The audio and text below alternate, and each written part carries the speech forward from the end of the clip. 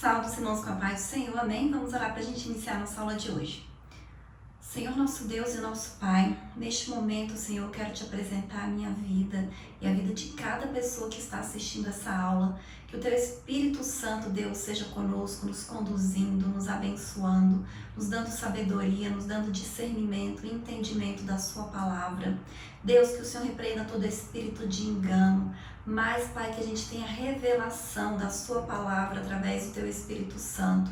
Que o Senhor venha nos fortalecer, que o Senhor venha aumentar a nossa fé, que a gente venha amadurecer espiritualmente falando, que o Senhor abençoe, Deus, as nossas vidas, repreendendo todo o mal, toda a seta, todo o levante do inimigo, todo o desânimo, Deus, tudo aquilo que não vem de Ti, que o Senhor venha lançar por terra em nome de Jesus, Deus. É isso que nós te pedimos e te agradecemos em nome de Jesus. Amém? O título da lição de hoje é As Promessas de Deus para Israel.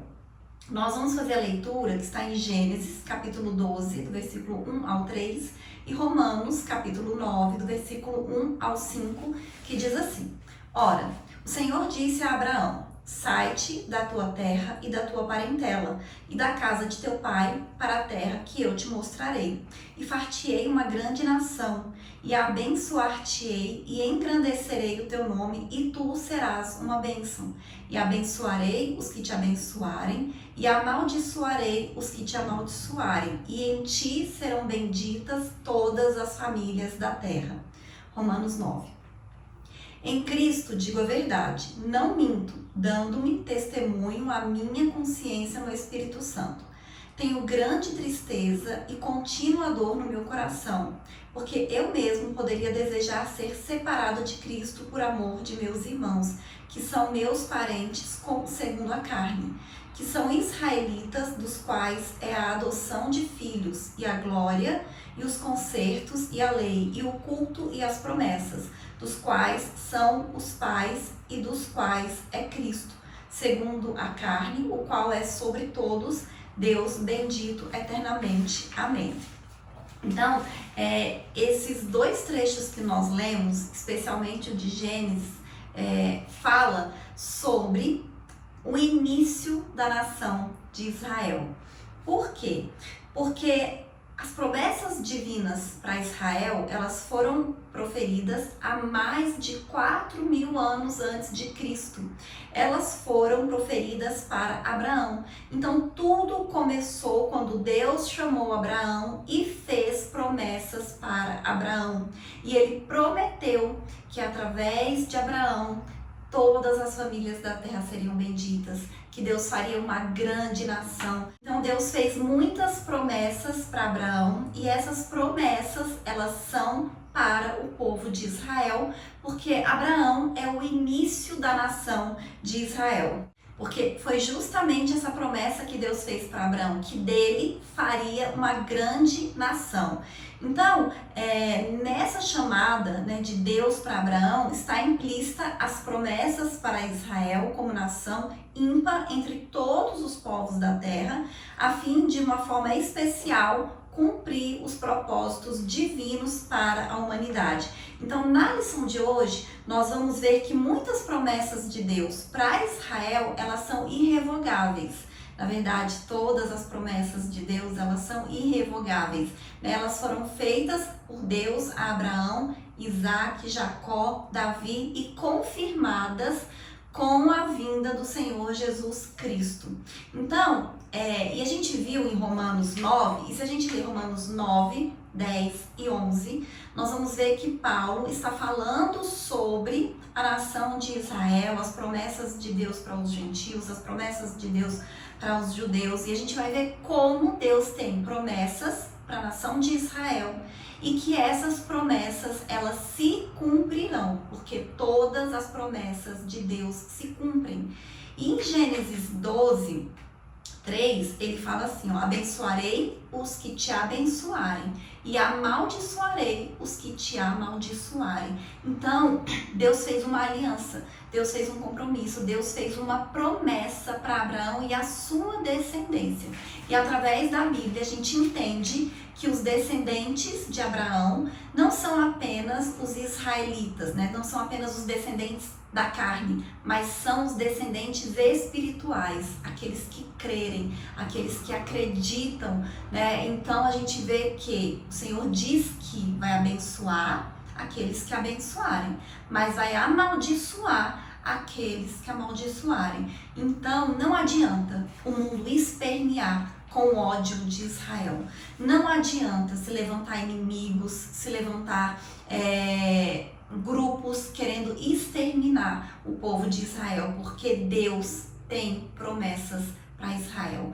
E ao longo de toda a história, desde o Antigo Testamento até os dias de hoje, a gente vê Deus agindo em favor da nação de Israel. A gente vê como Deus age de maneira sobrenatural, muitas vezes, para libertar Israel dos seus inimigos. Então, as promessas de Deus, elas são irrevogáveis. O primeiro tópico da lição diz assim: Israel, a promessa da criação de uma grande nação. E o primeiro subitem é justamente um trecho do versículo que diz assim: e far-te-ei uma grande nação. Então foi uma promessa que Deus fez para Abraão.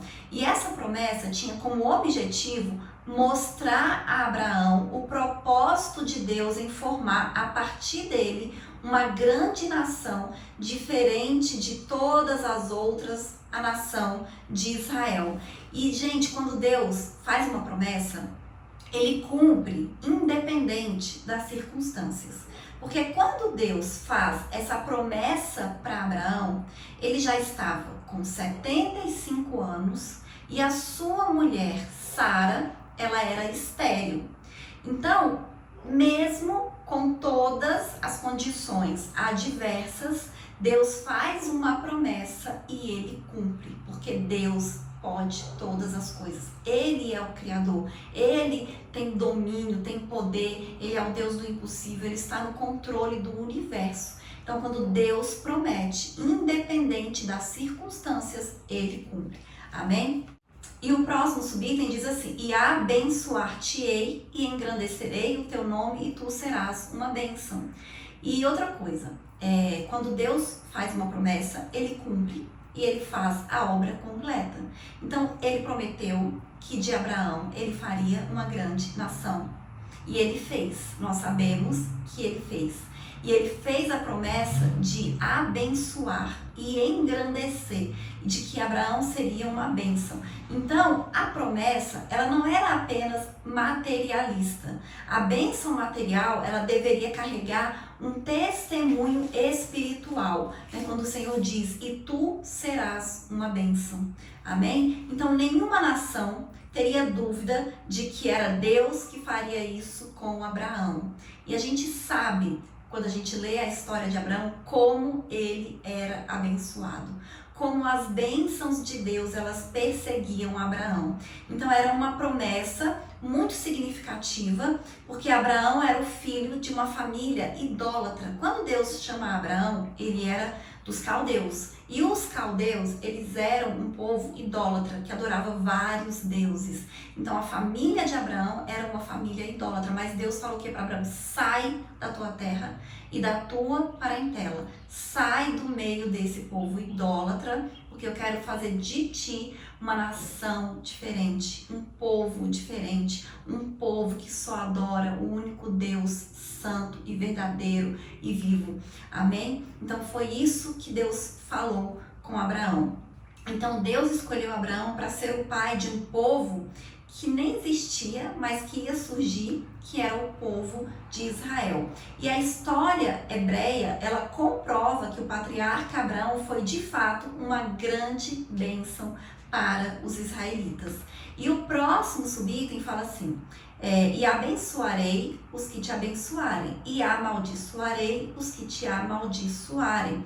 Então essa foi uma promessa dupla, uma promessa de bênção, mas também uma promessa de maldição. Então, na verdade, Abraão seria uma grande influência para os que se relacionavam com ele, de modo que Deus abençoaria os que auxiliassem Abraão e castigaria quem o amaldiçoasse. Então esse evento faria de Abraão uma influência mundial que perduraria em sua posteridade, ou seja, nos seus descendentes.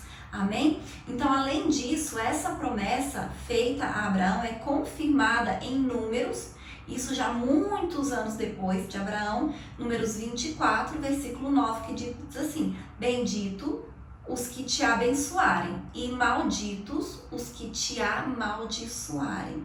Amém? E como eu disse, essa promessa é para Abraão e os seus descendentes. E quem são os descendentes de Abraão?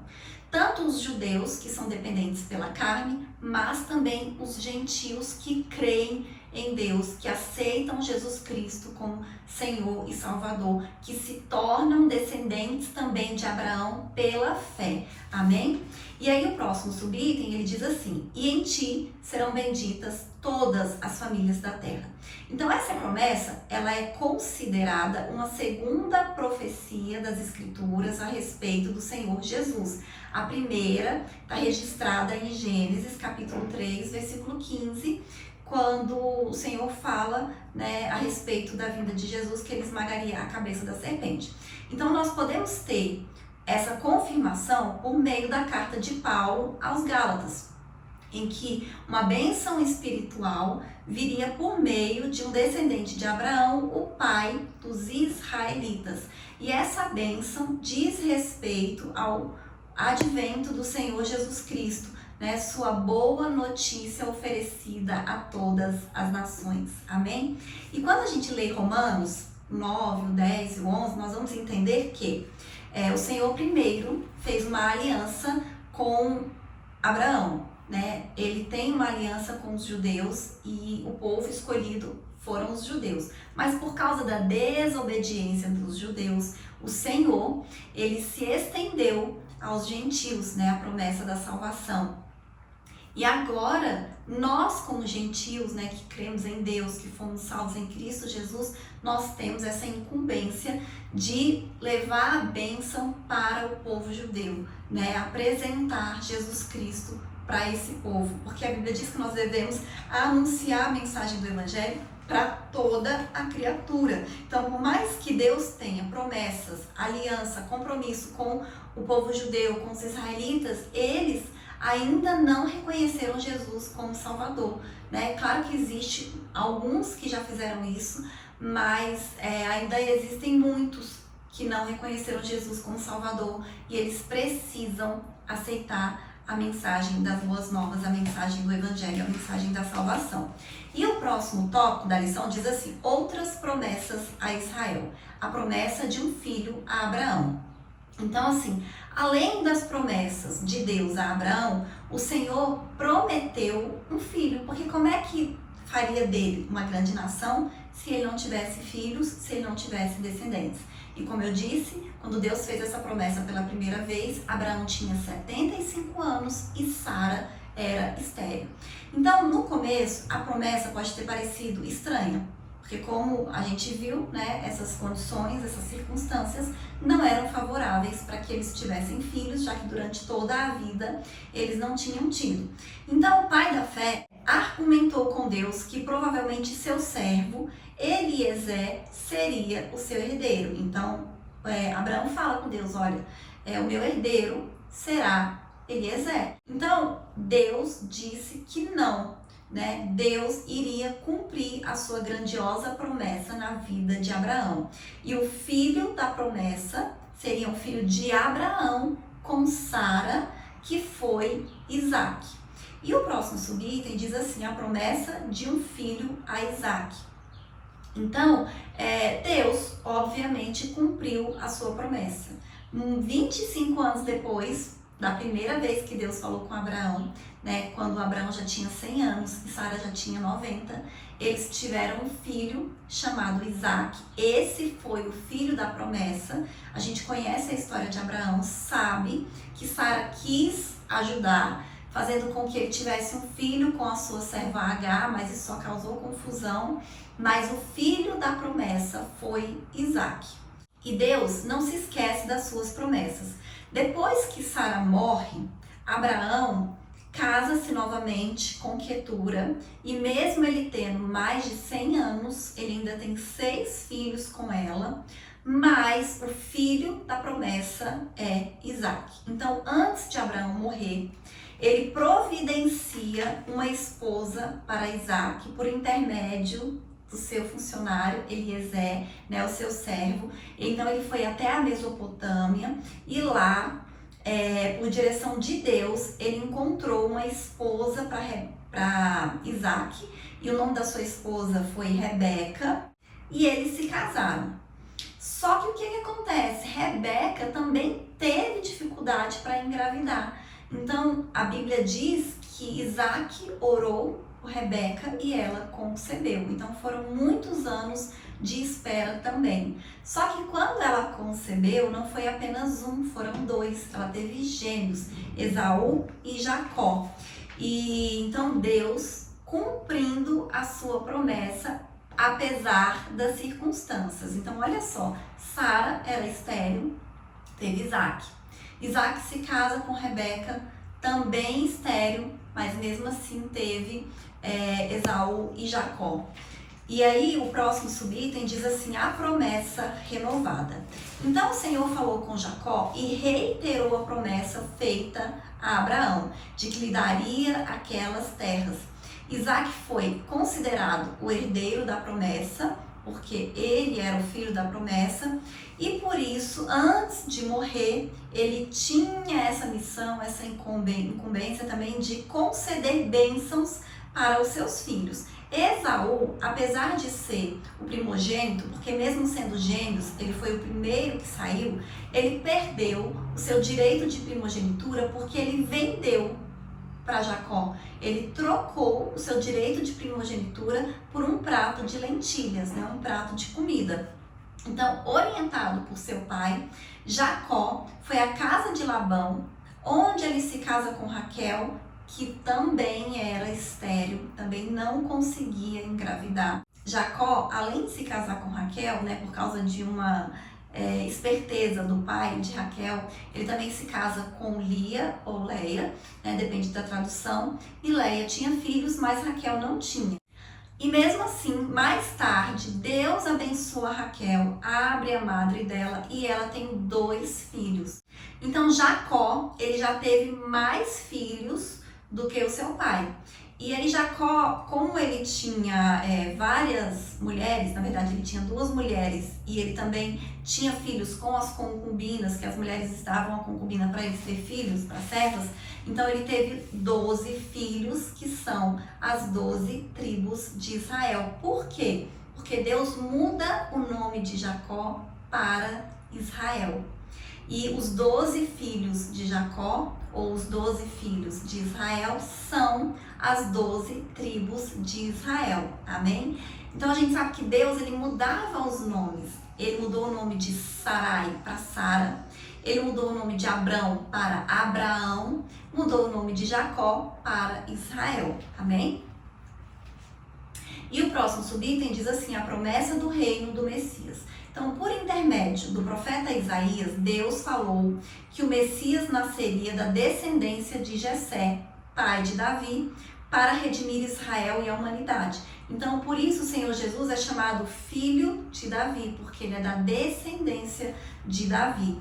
O Emanuel, eis que a virgem conceberá e dará à luz um filho, e ele será chamado pelo nome de Emanuel, que traduzido é Deus conosco.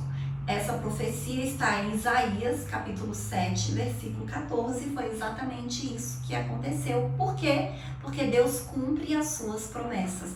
Isso é o que tem que ficar muito claro na nossa mente esse trimestre, né? Que a gente vai estudar sobre as promessas de Deus, que Deus cumpre as suas promessas.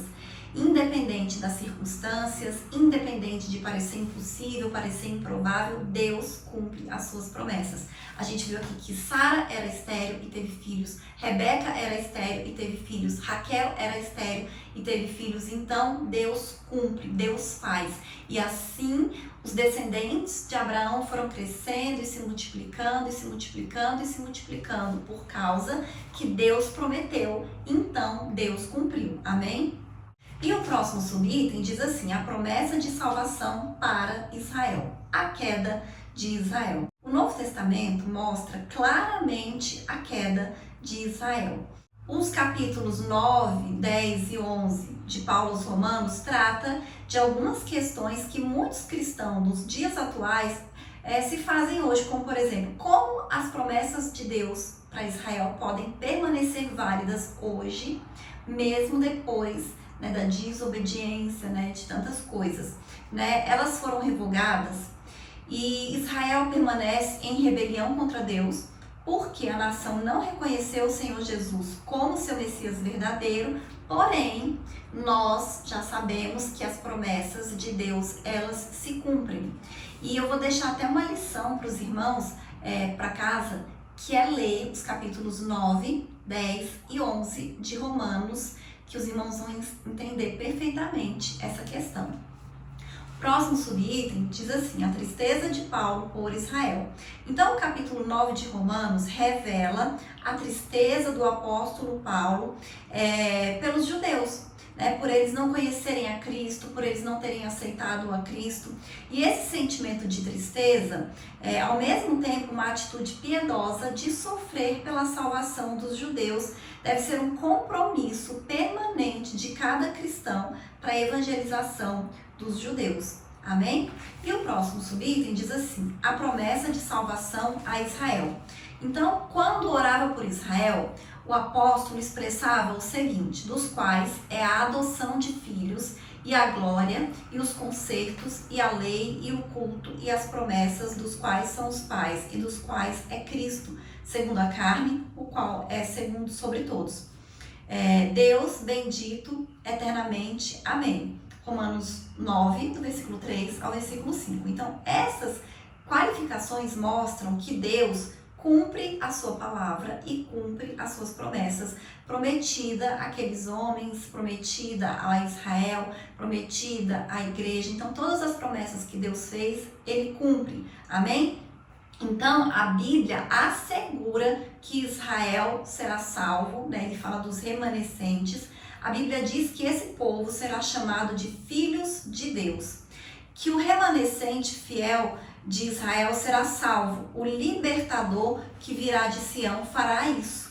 E eu vou até ler um versículo que diz assim, que está em Romanos 11, o versículo 26, o 27 e o 28, que fala como Deus vai cumprir essa promessa.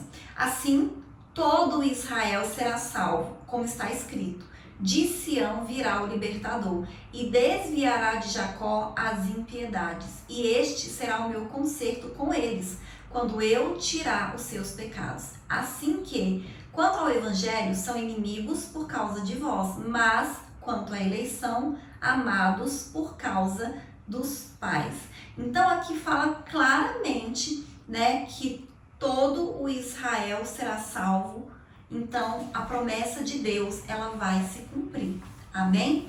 E eu vou ler a conclusão que diz assim: promessas de Deus para Israel não podem falhar. O que Deus prometeu a Abraão, a Isaac e a Jacó se cumpriu em parte e terá seu cumprimento pleno nos tempos futuros, quando o Senhor Jesus voltar em glória e implantar o seu glorioso reino do milênio. Lembremos da palavra de compromisso do Senhor: ainda que antes que houvesse dia, eu sou, e ninguém há que possa fazer escapar das minhas mãos, operando eu quem impedirá. Amém? Então Deus é Deus. Não importa o que está acontecendo, não importa como estão as coisas, não importam as circunstâncias, todas as promessas que Deus fez, Ele vai cumprir.